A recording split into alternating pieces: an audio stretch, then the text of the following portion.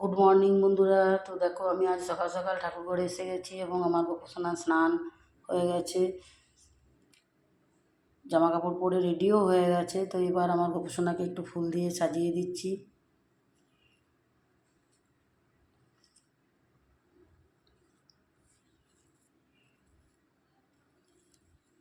ওম নমো ভগবতে বাসুদেবায় নমো, ওম নমো ভগবতে বাসুদেবায় নমো, ওম নমো ভগবতে বাসুদেবায়। তো ভোগ নিবেদন করে দিয়েছি, এবার আমি আমার সোনাকে একটু খাইয়ে দিচ্ছি।